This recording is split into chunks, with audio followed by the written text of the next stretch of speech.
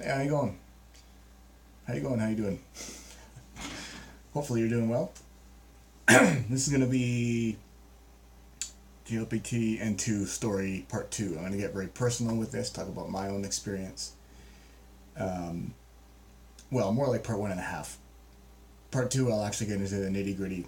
How did I study? What materials did I use? All that kind of stuff. So stay tuned for that. But for now, I wanted to share a little nugget of wisdom, I suppose, that I relearned, I guess, with his experience. And essentially, it is, if I were to sum it up into one line, it'd be that pain and or adversity is actually your greatest asset. It is the thing that gives you the strength to overcome any challenge, any fear that you will have in the future, even though it may be difficult to bear in the moment. And specifically, the context that I learned this in, the way that I was able to learn this was with taking the JLPT again and again and again.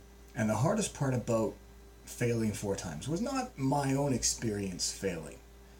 Sure, that's difficult to take. I felt sad when I saw the card that says you didn't pass and everything. But that's not the hardest part. Not for me, anyway. For me, the hardest part was seeing other people pass as I continued to fail. And it was really hard not to compare myself to them. It was really hard not to feel stupid by comparison. And I was kind of down in the dumps for a little bit.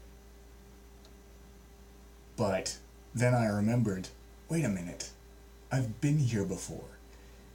This was my experience going through school. Going through school with being a person who has ADD, as well as visual motor disability, as well as slower processing speed.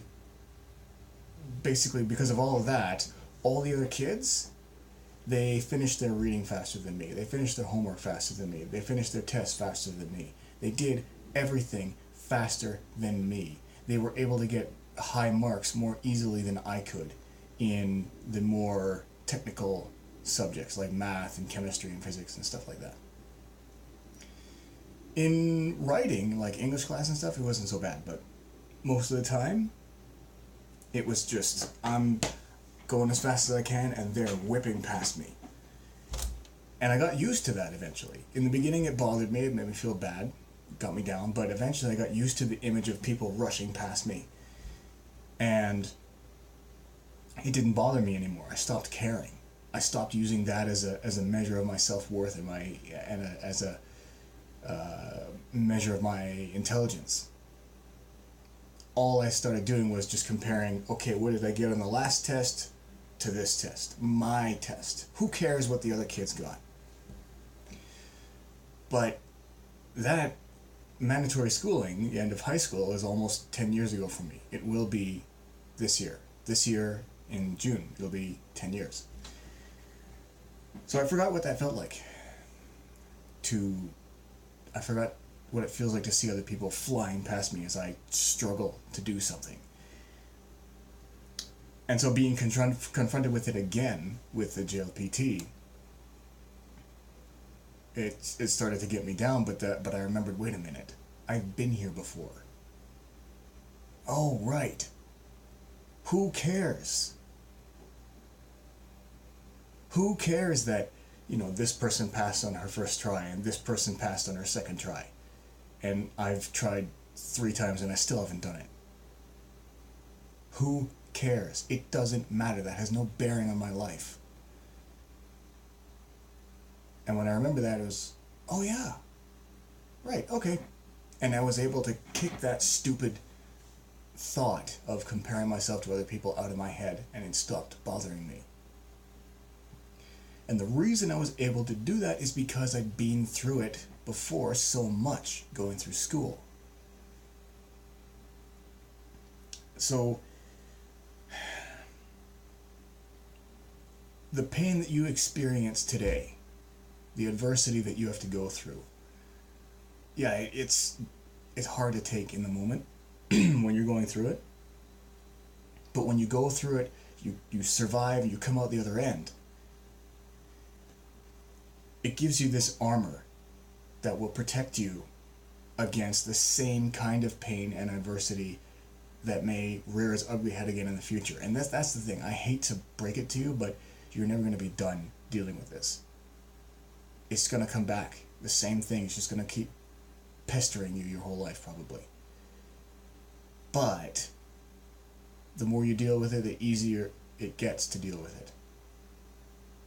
And you get to a point where you can look that same pain in the eye and say, I've seen you before. I know your tricks. You can't hurt me anymore. You can't mess with me anymore. You no longer have the power to get me down. All you can do to me now is just make me that much more determined to finish this.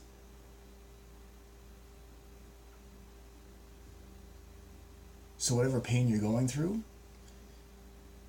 just know that, yeah, it might hurt right now, but this is going to turn into strength in the future. That's going to allow you to break through any barrier, overcome any fear. Pain is your greatest asset. With that, we'll end it. And the next one, I'll be talking about specifics of how I studied. Take care, guys. See you next time.